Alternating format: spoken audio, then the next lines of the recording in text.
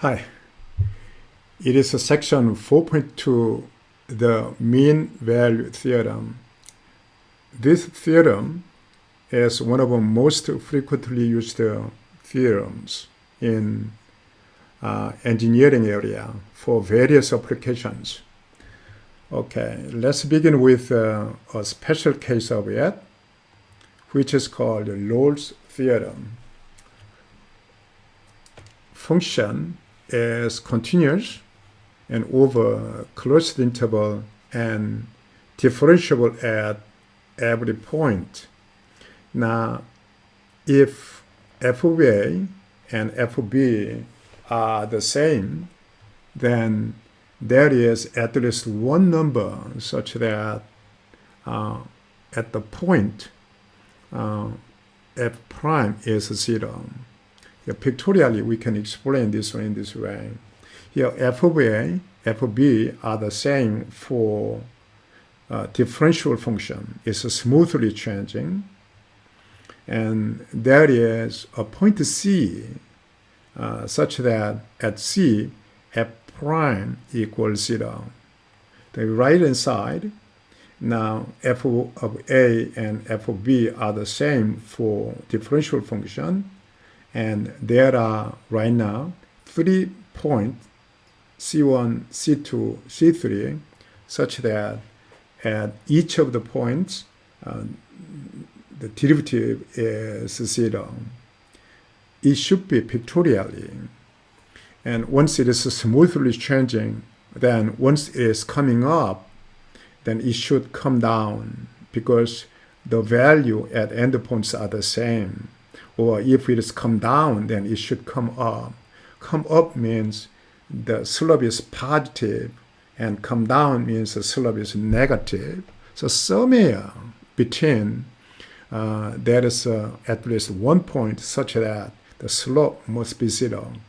Pictorially, quite clear theorem. That is a special case of mean value theorem. Here, mean value theorem is not requiring the condition f of a is the same as f of b.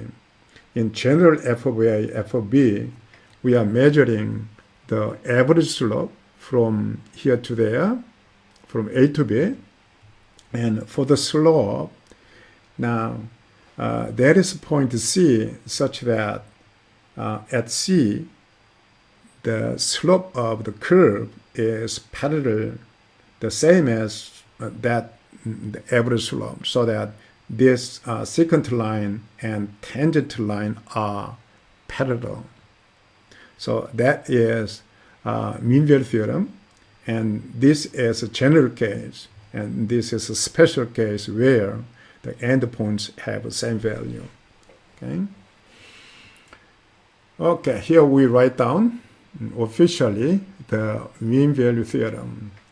Suppose the function f is continuous over a closed interval and differentiable, then there is at least one point such that at the point C, the derivative is the same as the average slope.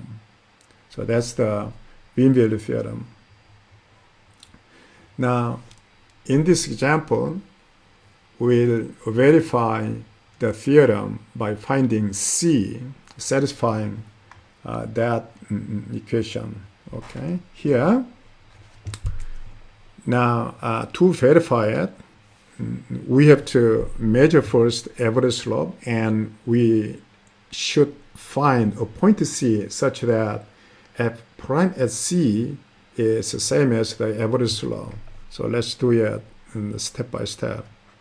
Average slope. Okay, that one is, now the function is defined between 0 and 1, so that average slope is the same as f of 1 minus f of 0 divided by here 1 minus 0. Okay, what is f of 1? Which is same as 1 plus 2 minus 1, which is now 2. And f of 0 is the same as minus 1. And bottom is 1 minus 0 is 1. So the value is 3. Okay. the average slope is 3. Now, we have to find the C such that f prime at C equal 3. So now f prime, which is 2x plus 2. So f prime at C is the same as 2c plus 2, which is the same as 3. Okay, that means that here c must be half, right? But half, that is between right now 0 and 1, so that is inside the interval. So at the point, the slope of the curve is the same as the average slope. Okay. Now let's try to get this one. Okay, the same and average slope, which is the same as f of 2 minus f of 1 half, and divided by 2 minus 1 half. What is f of 2? That is 2 plus half. That is 5 over 2. And minus f of half. Okay, that's again 5 over 2. And bottom is 30 over 2.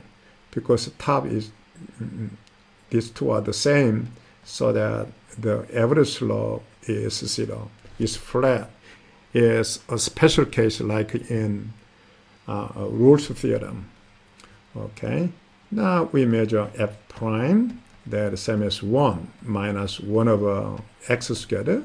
So f prime at C is same as now 1 minus 1 over x squared. Oh, no, not x. Now we have to use C.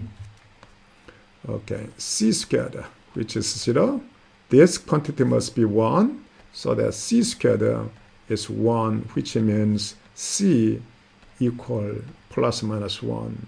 However, our C must be inside of this interval. So only the choice is now C equal 1. Okay, so that's the final answer for that. For the this last part, you can do it yourself. Exactly the same way. First check average slope and make a derivative for the function, and now you have to equalize here f prime at C is the same as the average slope to find the C. That's it. Okay. Okay. Suppose that f prime at x is bounded by 1 for all x in the interval. So that is assumption, and we want to show that inequality. Looks like it is requiring using mean value theorem. Then mean value theorem is saying that now f of 4 minus f of 1 divided by 4 minus 1, which is the average slope, is same as f prime at C. Of course, C must be between 1 and 4. However, the assumption is saying that for every point, the derivative is bounded by 1, which means that that f prime C is also bounded by 1. Now, from this one, here, f of 4 minus f of 1 is now, this bottom is a 3. So by multiplying 3 both sides, we can get that is bounded by 3. Okay? Okay, so the result is exactly this one. So we finished the proof.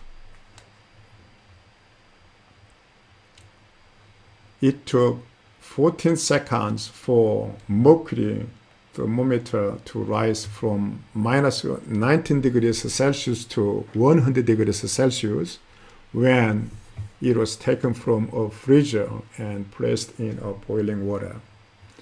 Okay, now here in part A, we want to show that somewhere along the way, the temperature of the mercury was rising at a rate of 8.5 degrees Celsius per second. Okay, here again, it is asking using the mean value theorem. Let's say here temperature function is now capital T of time, or assume that way. We just use notation. Then, and in the beginning is minus 90 degrees Celsius, which means that at t equals 0, in this value, at t equal 14, it is 100. Okay, so here, now t 14 minus t0 divided by 14 minus 0 is 14, which is same as now 100 minus 19 divided by here 14. So that is 119 divided by, okay, 119, not 99. Okay, 119 divided by 14, which will be 8.5. Of course, degree Celsius per second. So that is now average slope, so that from mean value theorem, there must be point C such that T prime at C must be same as that average rate of change. So that is from mean value theorem is guaranteed. So we prove this first part. Now second part, can we find a moment when the temperature of the mercury was rising at a rate of 9 degrees Celsius per second? Can we find it? No, there is no information to for the rate of change 9, because there is no information, it's not guaranteed. For instance, with some conditions, the temperature can rise a constant rate of 8.5 degree Celsius per second is possible, so that maybe there's no moment so that it's rising, the temperature rising at a rate of 90 degrees Celsius per second. So the answer for B is no. Okay. Here we have mathematical consequences of the mean value theorem. F prime is 0 at each point. Then now the function f must be constant. That is first the consequence. Okay, that can be proved quite easily in this way. Okay, for example, here now that is A and B, and okay, let's choose some two distinct points, but arbitrarily, here on x1 and x2. Then here f at x2 minus f at x1 divided by x2 minus x1. That must be same as f prime at c. Of course, c must be between here x1 and x2. There must be c here. Okay.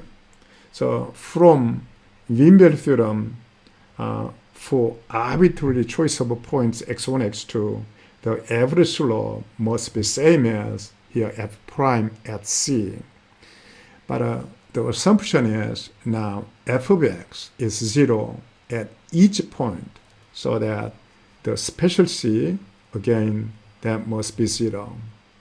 That means that here f of x2 is the same as f of x1. The numerator must be 0 for this quotient.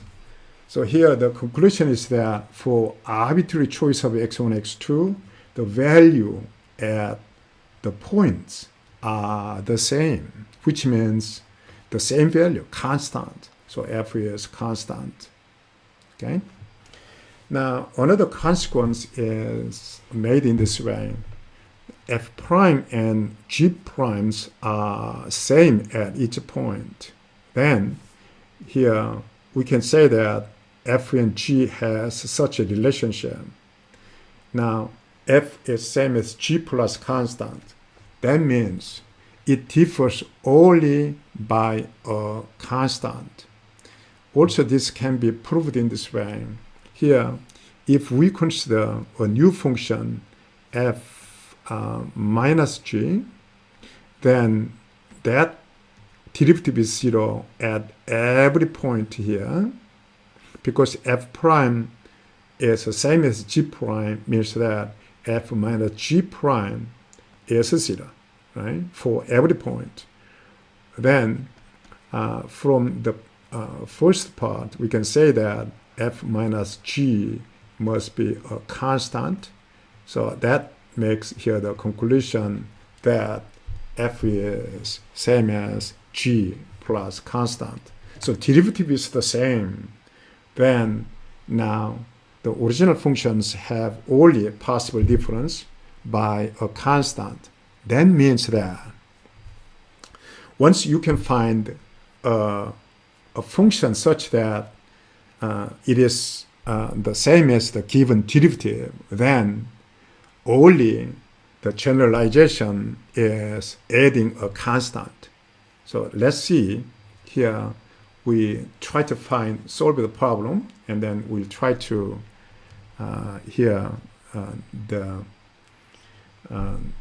consider more details around these consequences.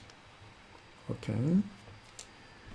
Now we need to find a function f whose derivative is now sine x. Okay. We need to find f such that f prime is sine x. That is the first condition. And second one is now is passing through 0 and 2, which means that f at 0 equal now the values 2. We need to find f satisfying these two conditions. Now here we know that the cosine, if you make a derivative the cosine function, then it will become minus sine, so that a candidate for f of x is now minus cosine x. Right? So that if you differentiate it, then cosine changed into minus sine, so that along with this negation, it will become sine x. So that is now a function satisfying the first condition. Now, for any other possible function, for that, it is only the difference is constant. Once derivative becomes a sine x, then you can find one, then the other one has only possible difference is just a constant addition. So that's the basically general solution for this derivative. Now we have to decide C by using that condition. F of 0 same as minus cosine 0 plus C. Cosine 0 is 1, so that minus 1 plus C, which must be 2. That implies C must be 3. So we can make a conclusion here. F of x is same as now minus cosine x. C is 3. So that's the final answer. So we used that here, the theorem, claim. Okay, let's find all possible functions with the given derivative. Y prime is 2x minus 1. Okay, from 2x, and if you consider start with x squared, then that will make 2x in derivative, right? For minus 1, if it is a minus x, then if you are making derivative, then it will be here minus 1. So that y is this one. So once you are making derivative, then x squared becomes 2x, minus x becomes minus 1. Now, all possible functions are just simply add a constant.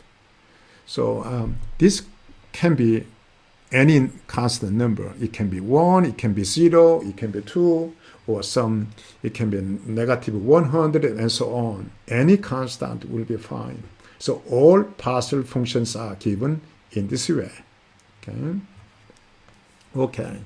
Now for that one, you can consider it again part by part for that portion. And if you start with cosine 2t, then if you make a derivative, then it will become minus sine 2t. So that you can put over there minus. And then, okay. So let's try to make a derivative for that one. Then that will be same as minus minus, so that sine and 2t times now 2. By using chain rule, first you are making derivative with respect to 2t, then that will make sine 2t, and 2t derivative will be 2. So we have extra 2. So you may start with here now half, and like that, minus half cosine 2t, then because of that one here, minus, okay, half will appear, and minus will disappear from cosine 2t derivative, and so that half and 2 will be cancelled to become sine 2t, so that that is the function, and so that its derivative becomes sine 2t. Now that term is t to the 1/2, so that the function must be here now 3 over 2. So that if you are making derivative, then 3 over 2 will come out and it will become half. Okay, so 3 over 2, so you may put here 2 over 3, so that when 3 over 2 comes out, and it will be cancelled. So that's the function, so that its derivative becomes square root of t. Okay? So here, y is here given in this way. There is one special case. Now, general case is just to add c. That's it. So by using your knowledge around the derivative rules, and then here try to guess and try to fix the coefficient, and then you can reach at here a function, such a function, so that it becomes given function, and in derivative is called antiderivative. So for that function, this function is antiderivative. Okay, so opposite operation of derivative basically. Okay, that's the end of the section. Thank you.